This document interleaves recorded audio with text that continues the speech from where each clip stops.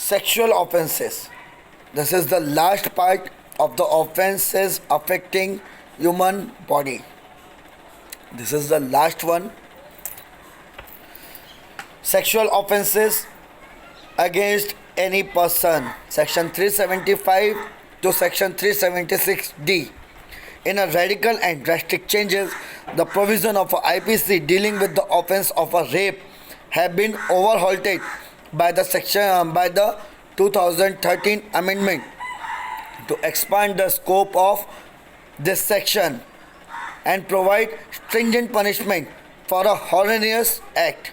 The earlier provision dealing with these offences, namely 375, 376, 376A to 376D, have substituted by new sections.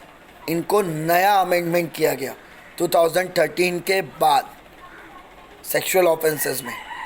क्यों किया गया? क्योंकि 2002 में 12 में जो एक हीनियस ऑफेंस हुआ था निर्भया केस, उसके बाद नया अमेंडमेंट लाया गया और रूल्स को थोड़ा और स्ट्रिक्ट किए गए to prevent a crime like a rape.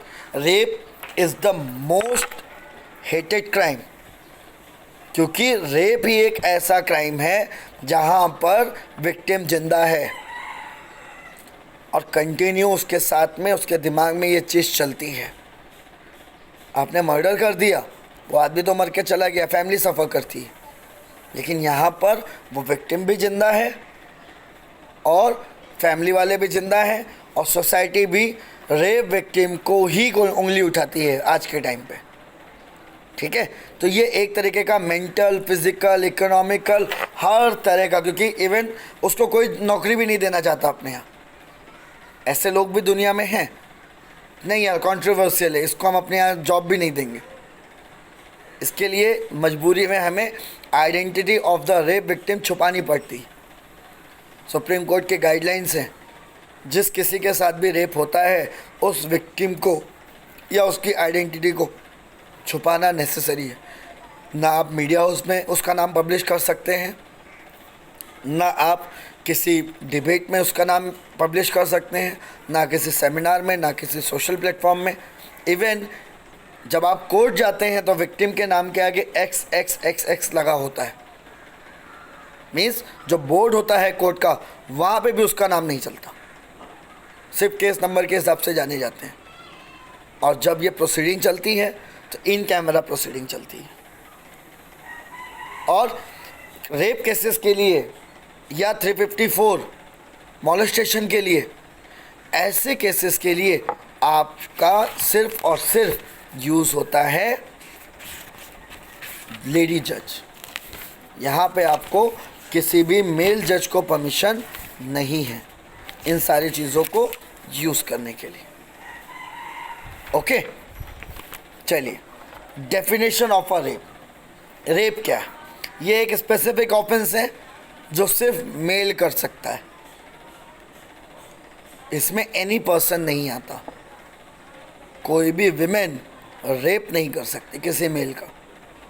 Reason as per the definition of section 375. क्या है 375?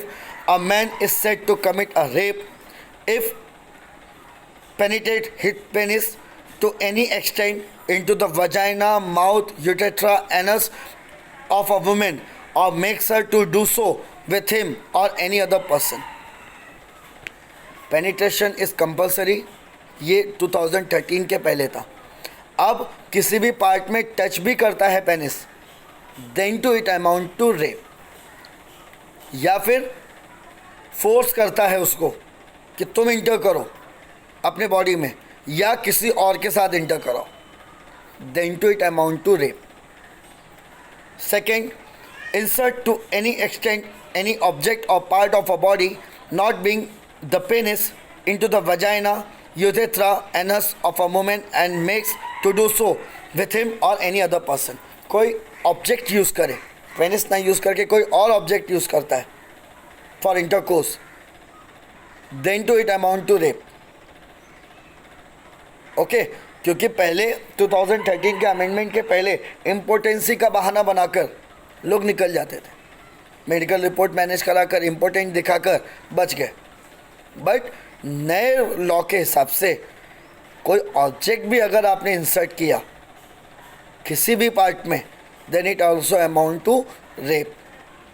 Third one, manipulates any part of a body of a woman so as to cause penetration into vagina, urethra, anus or any part of the body such movement or makes her to do so, him or any other person। Means कुछ भी उसका bodily change कर रहे हैं आप, position भी change किया आपने, then to it amount to rape and trying to insert into any part of the body, तो भी ये रेप कहलाएगा। applies his mouth to the vagina, anus, urethra of a woman and makes her to do so with him or any other person। Oral sex भी rape में ही ले लिया गया। Orally भी अगर आपने कुछ किया without the consent of that women, then it also amount to rape.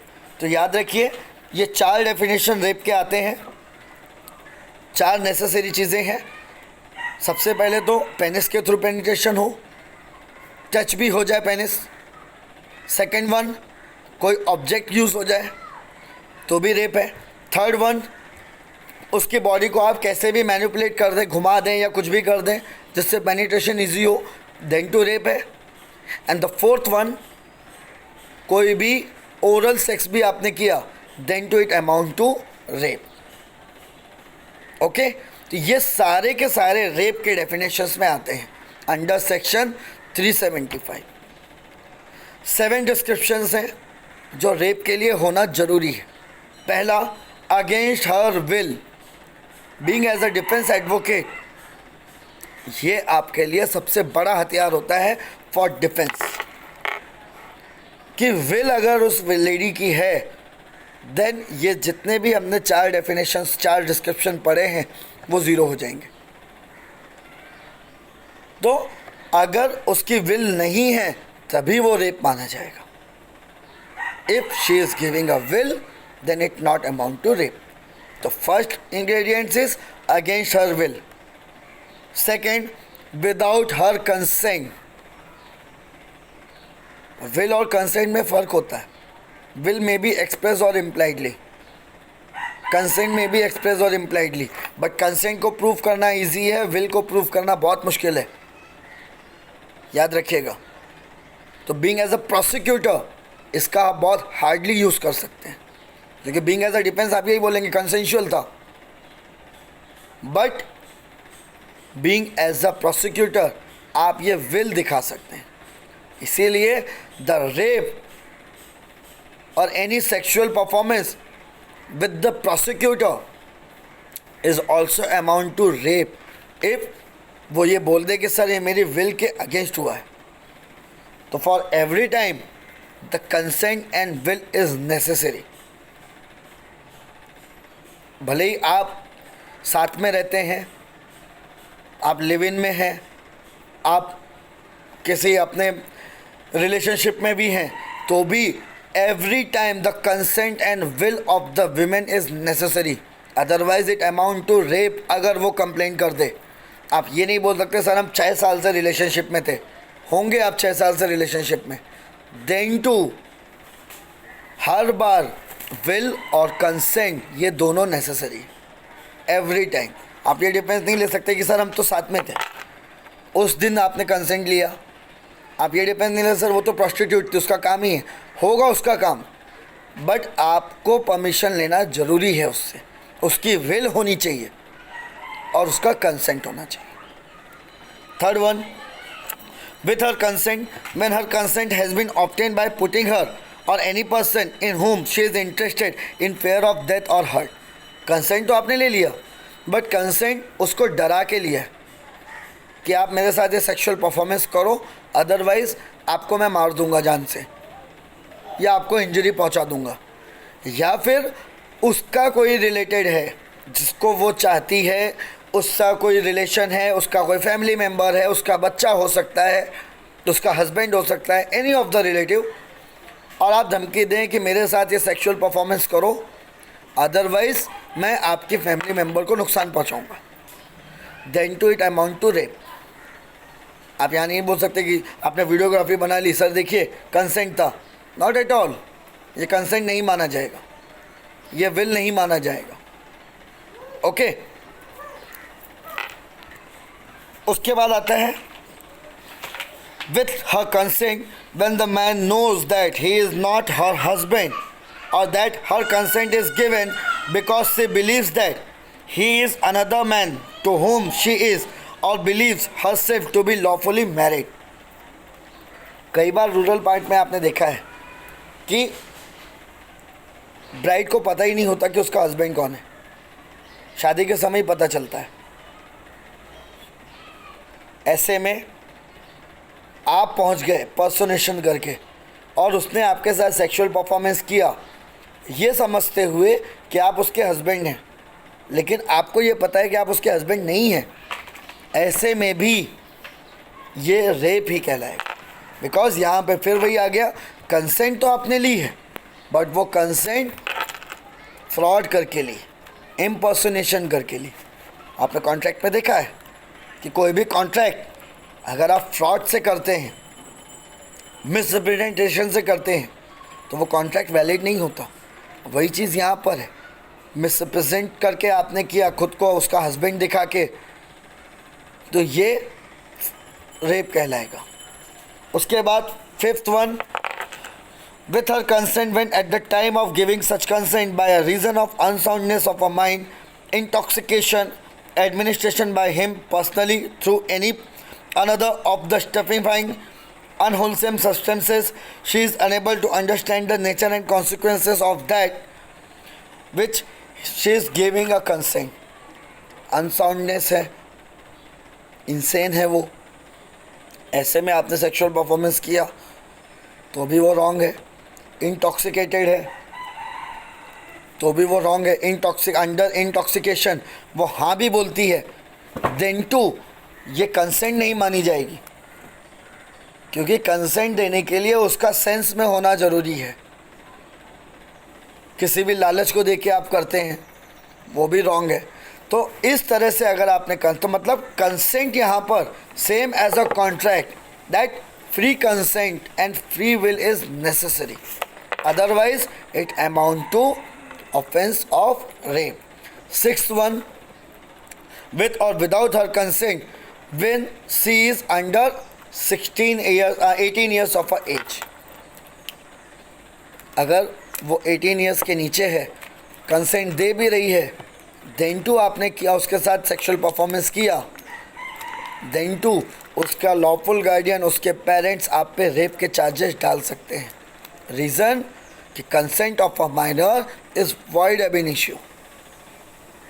Okay, उसके बाद last one, when she is unable to communicate the consent, अगर वो बोलने में मजबूर है, वो हाँ या ना नहीं बोल सकती और आपने उसकी कंसेंट समझ ली, मियर silence is acceptance.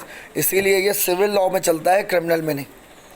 Criminal law में mere silence is denial, in civil law mere silence is acceptance. So it is clarified for the purpose of this section, vagina shall also include a labia majora. It is further clarified that the consent as used above means an unequivocal voluntary agreement when a woman by words, gesture or any form of a verbal and non-verbal communication communicates willingness to participate in specific sexual act. Consent अगर वो देती है, willingness देती है, वो verbal हो, non verbal हो, और इस कंसेंट को, फ्री विल को वो कम्युनिकेट करती है टू अनदर पार्टनर, देन ये माना जाएगा। No, consent of a lawful guardian can also be not a defence, not at all. Crime तो है ही है वो। आप ये नहीं बोल सकते कि माइनर है और मैंने उसके गार्डियन से परमिशन ली थी, तो भी वो रॉन्ग है। पॉक्सो एक्ट में अगर उसके गार्डियन ने ये बोला कि सर मेरी विल थी, मैंने भेजा अपनी बच्ची को उसके साथ में, तो वो गार्डियन भी पॉक्सो एक्ट में चले जाएंगे। The prevention of a children, protection of a children from sexual offences, उसको कहते हैं पॉक्सो, जहाँ पर अगर बच्ची 18 ईयर्स के नीचे है तो ये सारे ऑफेंसेस लगते हैं। ओके, उसके बाद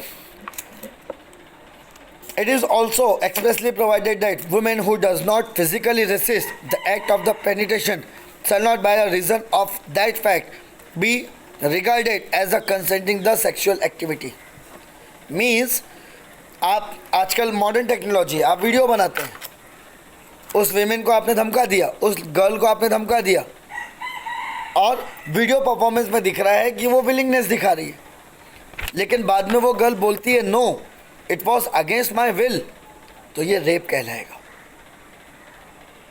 तो सिर्फ विलिंगनेस शो करना वो ज़रूरी है.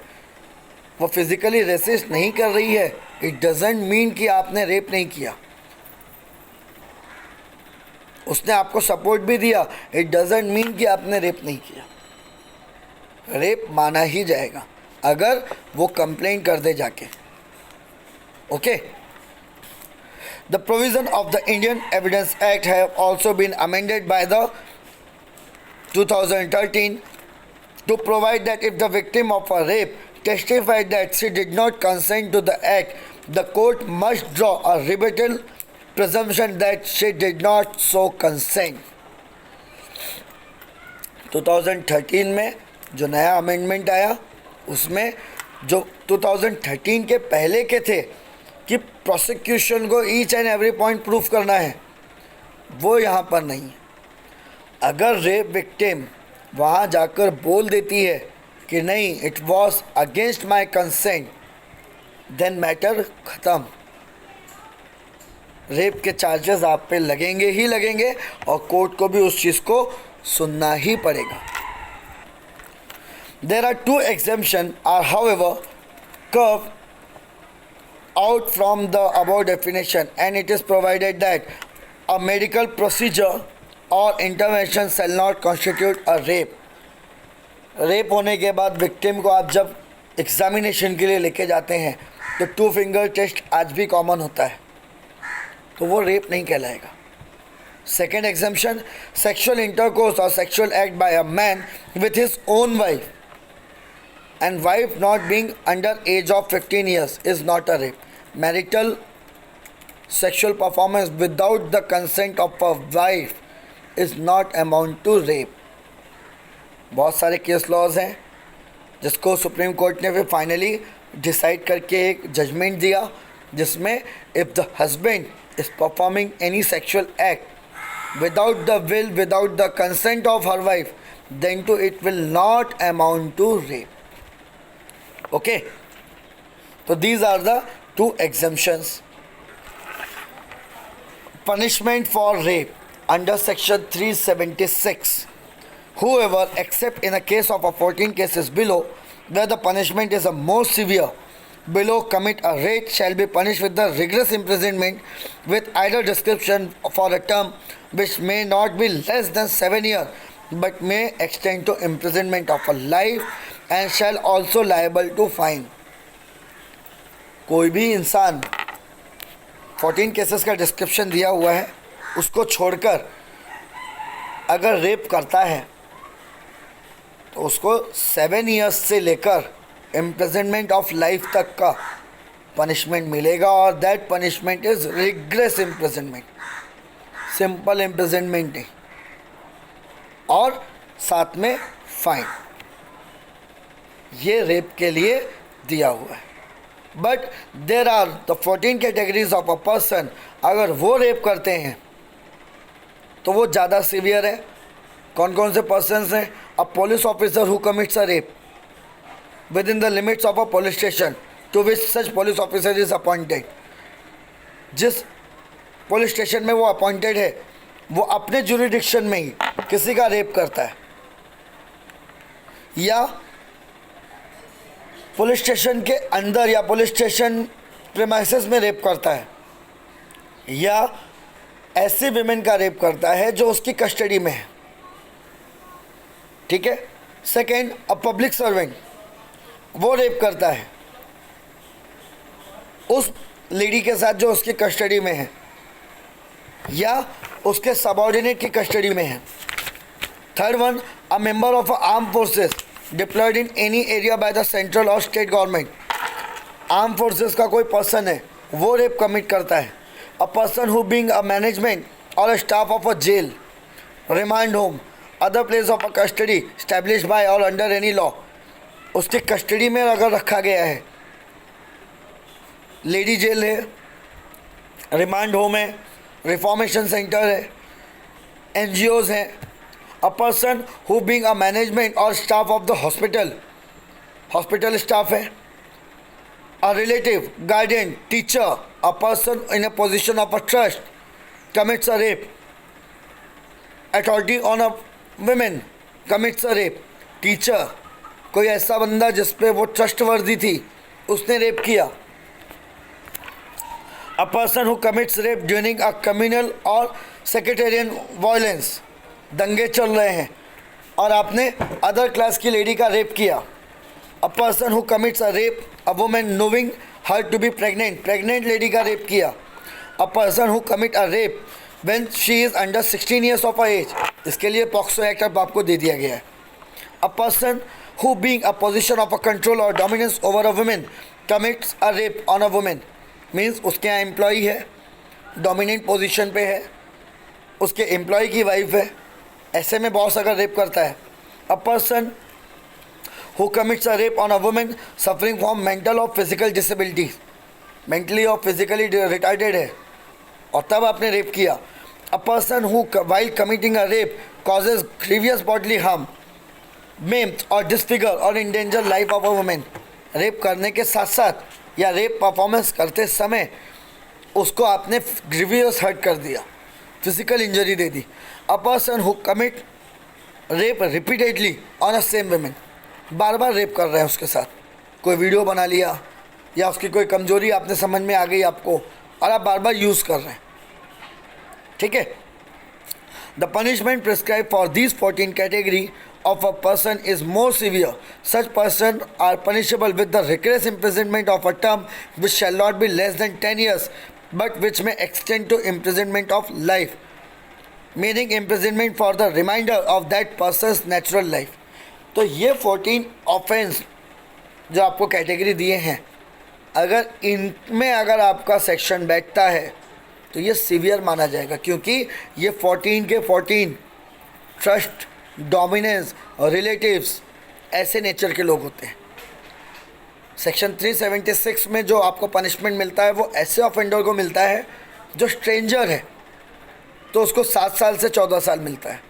लेकिन इन 14 कैटेगरीज में आप पुलिस वाले हैं तो आप ट्रस्टवर्दी हैं, आप हॉस्पिटल स्टाफ हैं, आप डॉक्टर हैं, आप टीचर हैं, आप एम्प्लॉई हैं, आर्म फोर्सेस के हैं, आप किसी रिहैबिलिटेशन सेंटर, जेल के ऑफिसर्स हैं, आपकी कस्टडी में वो वुमेन है और तब आपने उसके साथ ये सेक्सुअल एक्ट किया, तो ऐसे में आपको लेस देन 10 ईयर्स की इम्प्रिजनमेंट नहीं होगी और इम्प्रिजनमेंट फॉर लाइफ, यहाँ पे क्लियर डिस्क्रिप्शन है, there is no any description.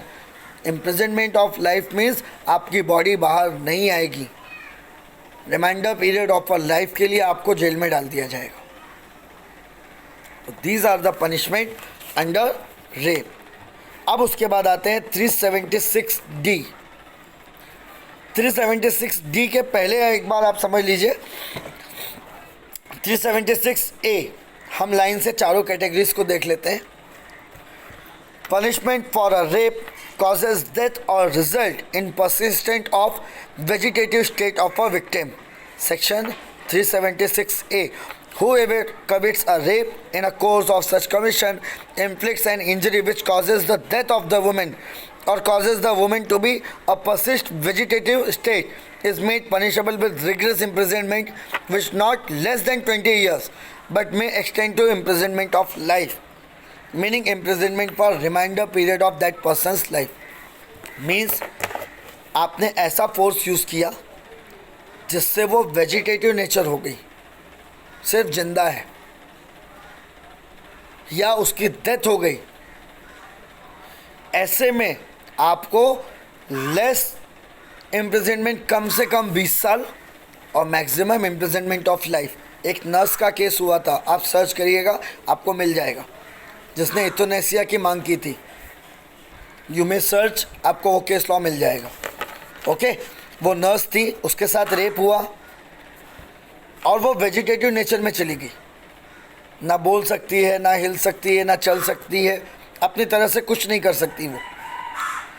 ऐसा अगर आपके ऑफेंस के बाद हुआ तो आपको 20 साल से लेकर इम्प्रिजनमेंट ऑफ लाइफ तक मिलेगा।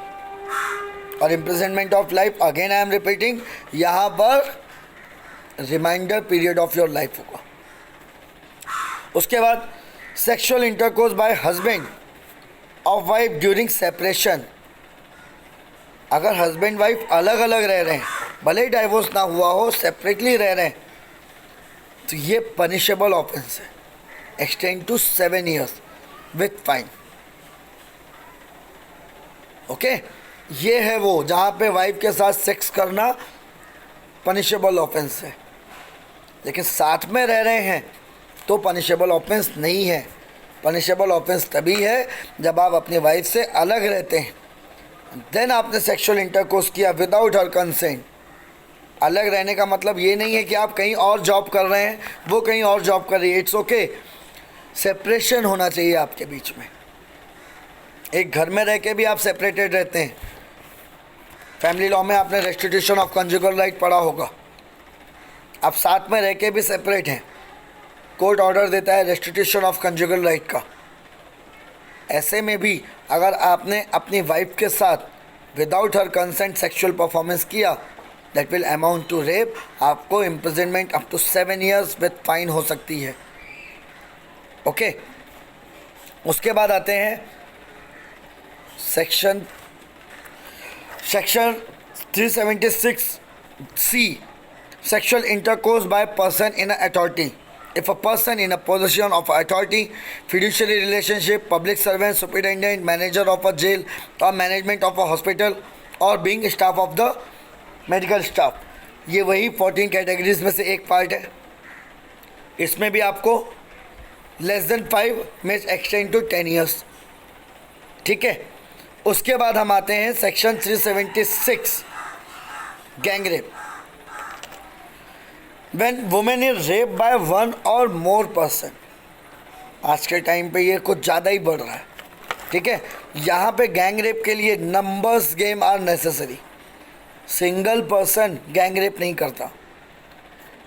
ठीक है, when a woman is raped by one or more person constituting a group or acting in a furtherance of a common intention, each of those person is to be deemed to have a committed offense of a rape and is punishable with the rigorous imprisonment for term not less than 20 years but may extend to life।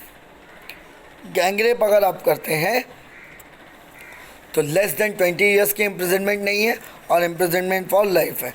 It is also provided that the fine impose under this section is to be paid to the victim. Gang rape के cases में जो fine impose होगी वो fine victim को मिलती है। ठीक है, and such fine should be just and reasonable to meet the medical expenses and rehabilitation of a victim. इस वजह से ये फाइन आपको दी जाती है। And the final one 376E, if the person has been previously convicted for an offence punishable under section 376A to D और उसने फिर से वही क्राइम किया, बेल पीरियड पे, पैरोल पीरियड पे, प्रोबेशन तो इनको मिलता नहीं है, इसने फिर से वही क्राइम रिपीट कर दिया, तो ऐसे में सेक्शन 376E लगेगा और सेम ऑफेंस सेम पनिशमेंट है, imprisonment of life for remainder period of your life। Now come to the other sexual offenses। ये भी important है जिसको अभी हमने आगे छोड़ा था। Sexual harassment under section 354 subsection A। Under section 354 subsection A, if a man commits any of the following 4 acts, he is deemed to be guilty of an offense of sexual harassment। कौन कौन से ये offences कहे जाते हैं? Physical contact, advances involving unwelcome और explicit sexual overtures. Means physical contact करना अक्सर पब्लिक प्लेसेस में आपको दिखता है, बस में दिखता है, ट्रेन में दिखता है, साथियों में आपको समझ में आ जाता है। अनवांटेड टच जिसको बोलते हैं वो सेक्सुअल ऑफेंस में आता है under section 354A।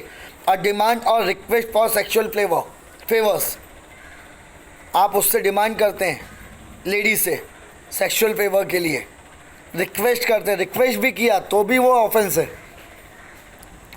Showing a pornography against the will of the women, pornography आप दिखा रहे हैं, उसमें उसकी विल नहीं है, फिर से यहाँ पे विल आ गया, तो very careful about this word will. वो बोल दे सर मेरा विल नहीं था फिर भी इसने मुझे शो किया। अब आ गए सेक्शन 354A में, मेकिंग सेक्सुअली कलर्ड रिमार्क्स, आप ऐसा कोई भी कमेंट पास कर रहे हैं जो सेक्सुअली कलर्ड है, आइदर बाय डायरेक्टली और इनडायरेक्टली, दोनों चीज़ें, तो भी वो सेक्शन 354A में आता है। Okay, showing your fingers, middle finger आप शो कर दें उसको, वो भी सेक्सुअल रिमार्क में। और गंदे इशारे होते हैं वो आप कर रहे हैं, वो मैं करके नहीं दिखाऊंगा क्योंकि मेरे ऊपर भी लग सकता है, ठीक है, तो वो आप खुद देखें। तो ऐसे कोई भी आप करते हैं तो वो सेक्सुअल ऑफेंसेस में आएगा। ओके, असॉल्ट और इसमें आपको इम्प्रिजनमेंट मिलता है for either description up to 1 year, fine और बोथ, क्योंकि थोड़ा सा माइल्ड नेचर है।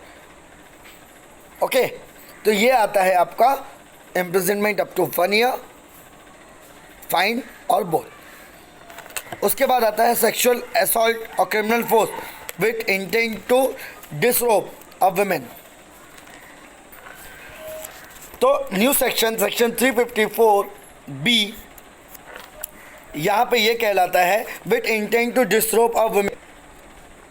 इसमें द न्यू सेक्शन आपको दिया हुआ है, that is if a man assault or uses criminal force to any woman, abets such an act with intention disrobing her or compelling her to be naked, he is to be punished with the minimum imprisonment of either description for 3 years, which can be extended to the maximum of 7 years and also fine।